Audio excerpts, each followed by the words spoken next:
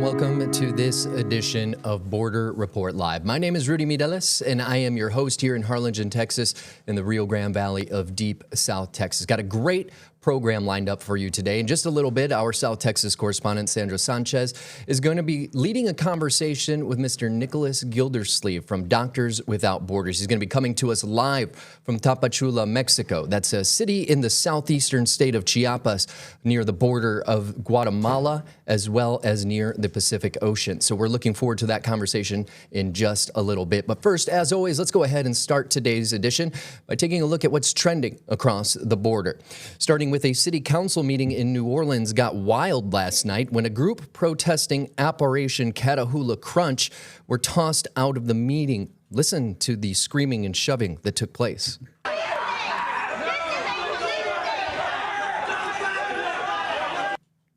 Now, the protesters were initially outside but went into the council chambers when it started raining. During the meeting's public comment session, one advocate explained to council members how the operation would impact the city. The group wanted city officials to stand up to ICE and Border Patrol. News crews at our sister station WGNO captured the moment things got heated once a councilman motioned to suspend public comment on the topic. The group was asked to leave due to them chanting and yelling, but they refused, which resulted in New Orleans PD officers having to carry individuals out of the room. Police say no arrests were made.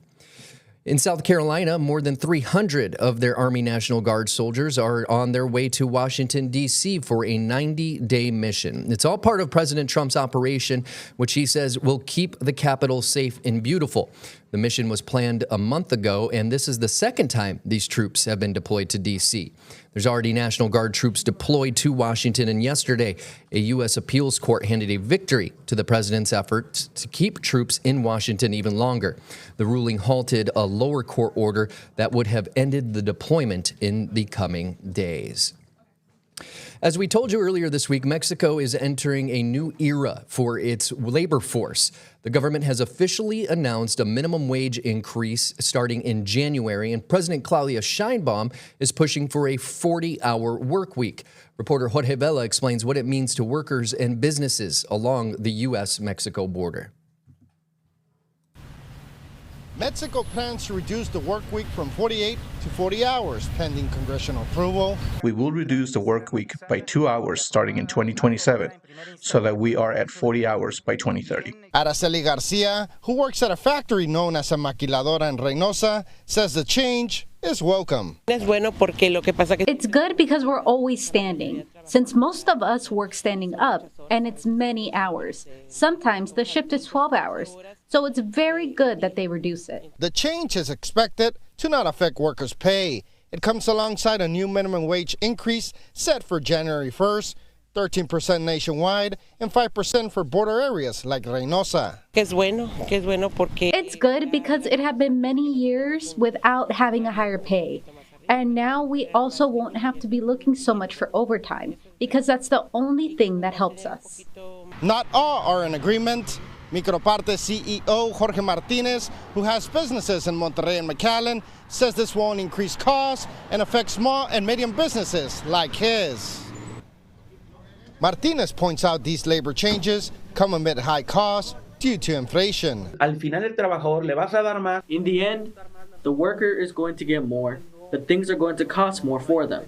So there isn't really a benefit because of a lack of structure in that sense, where for populist reasons, you raise the minimum wage and, oh, how great, but everything ends up becoming more expensive. He adds that medium-sized businesses like his will carry most of the burden, as large companies shift to automation, potentially reducing Mexico's international competitive edge. One of Mexico's strongest advantages in terms of competitiveness is its labor force and the number of young graduates we already have who are prepared.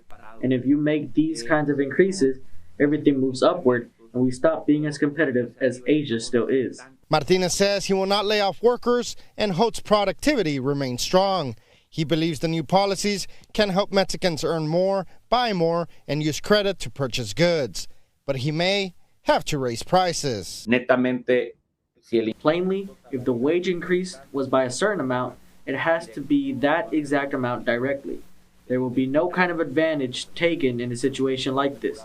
We are going to be very, very measured, fair, and very meticulous in the process. Working for you in McAllen, I'm Jorge Vela. Thank you so much, Jorge, for your reporting on that. Stay with us. We're going to take a quick break, but when we come back, our South Texas correspondent, Sandra Sanchez, is going to lead that conversation with Mr. Nicholas Gildersleeve of Doctors Without Borders in Tapachula, Mexico. Stay with us. Border Report Live will be back in 2 minutes.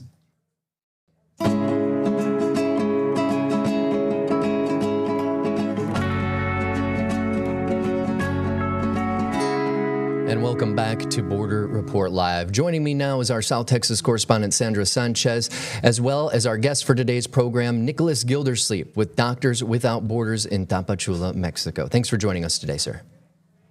Thank you. Good afternoon. Hey, we're so lucky to talk to you directly from Tapachula, which is on the border, Mexico's southern border with Guatemala. Now, Nicholas, you're the base director there. This is a big stopping point for migrants. It's always been a migration point for people coming into Mexico. But recently, you all issued a press release that called it, quote, a dead-end border town for migrants. What's happening? What's going on there? Yes, good afternoon, Sandra. Thanks for having me in your program today. Basically, what is happening now is there's still a high influx of migrant coming in to Mexico, but Tapachula is a place where they will stop the journey for a few months or even years because of an administrative issue. They're not allowed now to go further up north in Mexico if they don't have all the proper paperwork with their migration status. Okay. So any idea how many people are there in Tapachula right now waiting, and what are the conditions like? The numbers, I think, I don't have access to the numbers of migrants here, but what we have seen so far is every day in our clinics, we have medical clinics. Doctors Without Borders is a medical organization that works all around the world. And in the clinics where we attend patients, we can see the three main countries now that are coming in our clinic come first from Haiti, then Cuba, and then Venezuela. And basically what we see is they have arrived within a few days or within a few weeks. So first thing they do when they arrive, basically, they don't know what are the procedure, where to go, what to do, and they have to go to the local authorities to see what are the procedure exactly to get their asylum status. And I think that's the main challenge now, because before they would get the paperwork and they could go through the whole country, but now it literally stops in Tapachula. If they try to go up further up north, they will be sent back either to the border or to Tapachula. Hence a dead-end border town. So walk us through these steps. What do they have to do? What government agency do they have to apply to? What do they have to show? What kinds of documentation? So basically, in their journey, for example, we have talked firsthand, for example, with Asians that recently arrived. They either leave Haiti or Republic Dominican, and then they take a flight to Panama, then Nicaragua, and then they go by land all the way up to Tapachula. And that trajectory, usually they have to buy a package. No, they buy a package, and that package will insert them, that they will be able to go all the way up to Tapachula. But the challenge they have on their journey is mainly today is mainly, for example, in Guatemala, where they will be stopped either by authorities or by different armed groups that will ask them money, or they will be also victim of different forms of violence on their journey. So we have to see that they're leaving their country like Haiti, where there's a high level of violence, and they will still go through some violence in their process all the way up to Tapachula. Okay, so let's, no, go ahead.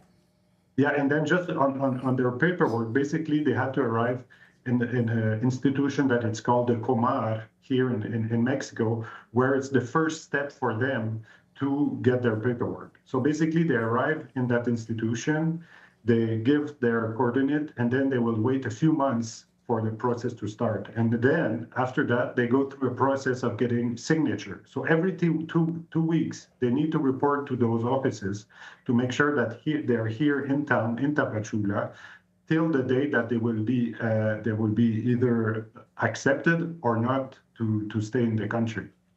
Okay, let's unpack it a little bit. You said a package, a travel package. Are you talking about paying coyotes to bring them up toward the United States when you say package? Yeah, exactly. That's what I mean. That's what they share with us. They share the amounts, and they have to pay. And sometimes they will get the security to get all the way through Tapachula, and sometimes they will not have that success. And some countries accept them to go through, like in transit. For example, Honduras and Nicaragua, but arriving in Guatemala, that's where they have most challenges in their journey today when they go from Panama. When you meet people, are they aware of the asylum policy changes in the United States and even in Mexico, or are they surprised when they get to Tapachula and they're stopped? I think they don't necessarily know. What they know is they want to reach Mexico for their dream to go up further up north. But now they're resigned to stay here. Like they're resigned to stay here, and for some of them, it's a surprise to arrive here. And they say, if I ask asylum, then I will be able to continue my journey and go up north like it was in the past. But today, the wall is not in the border of Mexico and the United States. There's an administrative wall now here in the border of Guatemala and Mexico. Wow, that's really profound. You know, we don't think of it that way, right? Are they allowed to work at all if they apply the proper paperwork? What can they do? Basically, when they arrive, they don't have the proper paperwork, and they're afraid to get arrested by the local authorities because until you start your process, you're an illegal migrant here in the country. So by the time they start the process, then they can start working properly and having access to the different government services. But the first few weeks, they're quite afraid to even move around Tapachula and to go and access the different services. I think there's for them also this insecurity, of being in Tapachula and arriving here and not necessarily knowing what is the process and what they can do. You mentioned Cubans, Haitians, and I think you said Venezuelans, the other group, right? Mostly. Exactly. That's what we have seen mostly, but we can still see from all around the world, from Africa, from Middle East, from Latin America. And I think, again, last week, we had people going through the Darien, some Ecuadorian, for example, that were going through the Darien and going up here. So it's not because there's a wall today between Mexico and the United States that people will stop coming. Are you seeing people coming through the Darien Gap then still? Because I know that several government authorities have been saying that the number of migrants crossing that very dangerous stretch of land that includes Panama, where there's no cell service and people get very injured and sick and subject to violence, extortion. The numbers of people crossing there has gone down. But are you still seeing people who come through the Darien? We still see, and we used to have a project also not long ago, also in the border in the Darien with the Doctors Without Borders in Colombia and Panama. So we still see, but for sure the numbers are going down. The numbers are going really up. And we're getting much more Haitian, for example, and those the Haitians now, they have the route, they have the route with the plane and coming all the way up here. And that's a community that we see more and more that was not there as high as before. So I know you mentioned it. Say it again. Where do they fly to from Haiti? So basically, if they manage to get on a plane from Haiti, because it's not the same as going on a commercial flight from the Republic Dominican, the flights are out of Haiti. It's a bit chaotic. I was told yesterday from a patient that they sometimes sell 200 spots on the plane and there's only 100 seats. Wow. So the first person who arrived that gets the spot and will be able to get on the plane. And then their journey doesn't stop there. They go through Panama, then Nicaragua, then they have to go by road, and they have to go through three countries, through Nicaragua, Honduras, and then through Guatemala. And I think that's the challenge that they have. They're leaving a country where they face high level of violence, and they still go through some levels of violence through their journey up to here. So when they arrive here, some of them are like, oh, it's much more peaceful than my country, but still today there's different groups that controls the flux of migration, like we were saying earlier. Still very, very dangerous. When would you say you started noticing this bigger surge of Haitians coming to the border there? I would say in the last month, in the last few months, we really noticed that, because before there was those big caravans. No, in the last year, we used to accompany them, giving medical and mental health services to them on their journey up north. But this has stopped since the beginning of like mid October, were the last caravan, and so I would say the last month or two, we have seen a rise in the Haitian arriving here in the country. Here in South Texas, we noticed a big number of Haitians that started coming in the past few years. Noticed it in the Del Rio sector back in 2020. They were really coming in. Suddenly, all the migrant shelters were scrambling to find French speakers to communicate with them. But we have not really seen, our border is really slowed down now. So that's interesting. Do you think that they will find a way, to make it north, or are they really just stuck in Tapachula? I think, unfortunately for them, like for their goal, they're stuck here for a while, because what we have seen, like we have seen in the last year, there's been international aid cut from the Trump government and from other governments all around the world. And this has really, really affected the activities of international organizations, NGOs, and all that. So there's still an influx of migrants, but there's less services available for them. So the process will get longer and longer. Like when they start the process, there's less funding to attend those migrants that they did that before. So I think this is also something we have to take into account. And another thing, for example, for the Asian, one of their biggest barriers, like you were saying, it was about the French, but it's not only the French, it's the Creole. Like the Creole from Haiti, like most of them don't speak Spanish, don't speak French, and they arrive here. Like most of the Latin American people that come and migrate here, they will have access to the service and be able to exchange and to have proper medical care. But for them, that's their biggest challenge. We have seen, for example, for us this week, there are some patients we didn't manage to see because we didn't have enough translator in our team. Sometimes that's a challenge, and I think we have to focus also on that vulnerability. It's not just about the violence, but it's also about how you have access to the service. And as this nonprofit organization, Doctors Without Borders, known throughout the world, what are the cases? What are you seeing? What are the ailments? What are the struggles? What are the medical or mental health needs that you are seeing of these people there in Tapachula? I mean, our project in Tapachula, the main focus is on victims of torture, victim of sexual violence, victim of violence, and with all those different components that comes with it. Like last week, for example, we did a medical clinic and we received some sexual violence victim in the last 72 hours of their journey. So then you have to address that quite quickly, for the transmission of HIV or other infectious disease. And I think also it's about the trauma on the mental health side. The trauma is quite high because they're leaving their country with years and years and years of violence, and they arrive in a country here that there's still violence present. It's not like if you arrive in Canada or in other European country, you arrive in Mexico where there's still high level of violence. So I think that's our main focus is victim of torture, victim of violence, victim of sexual violence, and also mental health problems. Do you have enough supplies? What does your organization need, and what do you think the solution is to help these people?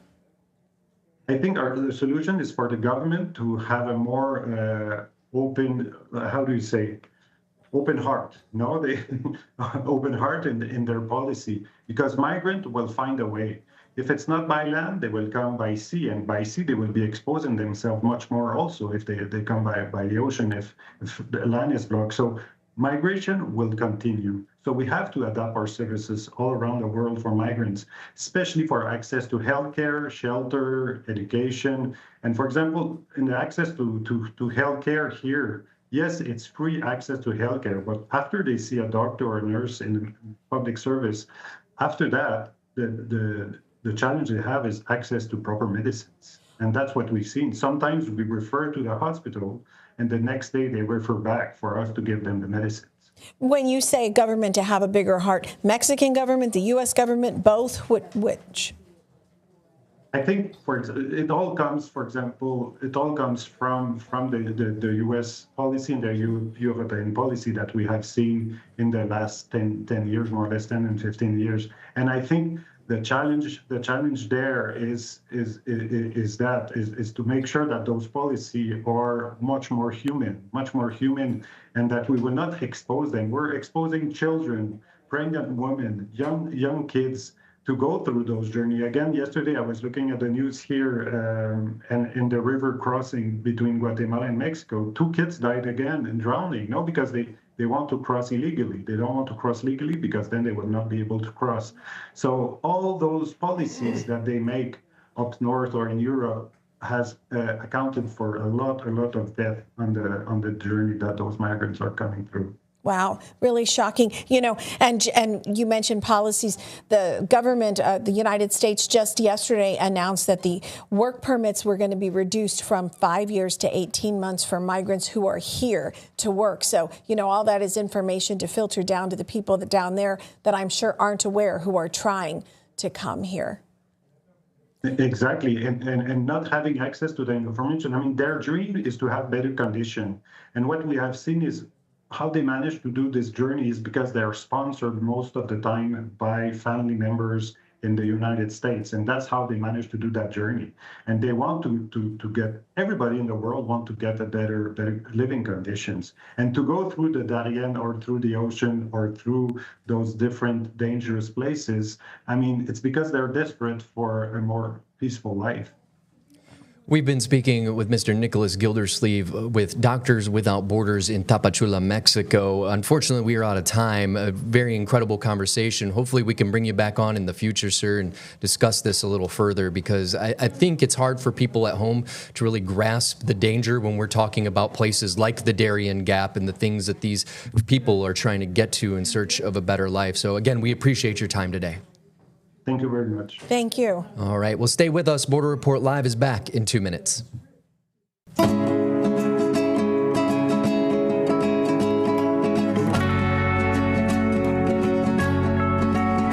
And welcome back to Border Report Live. My name is Rudy Midelis. If you missed our conversation that Sandra Sanchez was leading with Doctors Without Borders Director in Tapachula, Mexico, Mr. Nicholas Gildersleeve, remember, you can always stay informed on the story shaping the U.S.-Mexico border in audio form, as Border Report Live brings you real-time updates, expert insights, and voices from both sides of the border on Apple Podcasts, Spotify, the iHeartRadio app, and on YouTube. I wanted to bring in our South Texas correspondent, Sandra Sanchez, one more time to talk about a story that she's been working on. Tell us about it. Yeah, actually, really fun story. Yesterday, I went out to far western Starr County to the Salineno Wildlife Preserve. This is right on the border. You could throw a stone from the gate entrance to the Rio Grande overlooking Tamaulipas, Mexico, and there is a brown jay bird, believed to be only one of 9 in the entire United States. And he actually, I did a live shot, or a look live shot. I was standing there with my camera and I was whispering because he was just over my left shoulder and I didn't want to scare him. And they'd kind of given me permission to step into the zone where people are really not supposed to step because they don't want to spook the birds. But, this is a bird that is not endangered, and it is a species that lives in Mexico, but it doesn't come north of the river very often. It has not been seen has not been seen here at the Wildlife Preserve since 2012. So there are people people coming from all over the world to try to get a glimpse of this. And you know what? It's about 3 times bigger than a green jay. Everybody knows South Texas and the Rio Grande Valley for our green jays. You find them at Santa Ana National Wildlife Reserve. Well, this brown jay blends in with the trees, and he's very food aggressive. You know, he knocks the other birds out as he goes for those seeds. But it was really fascinating, the conversations I have with people who came to see it. And, you know, we ran out of time today. We'll try to get that video on the show soon, but you can see it on borderreport.com. All right. Well, thank you so much for your time today, Sandra. We appreciate it, and we appreciate you getting that guest from Tapachula, Doctors Without Borders. Incredible conversation there. Yeah. All right. Well, that is going to do it for us today. We appreciate you being here so much. Until next time, my name is Rudy Mireles for Sandra Sanchez here in South Texas and the rest of the team across the border. Have a good one.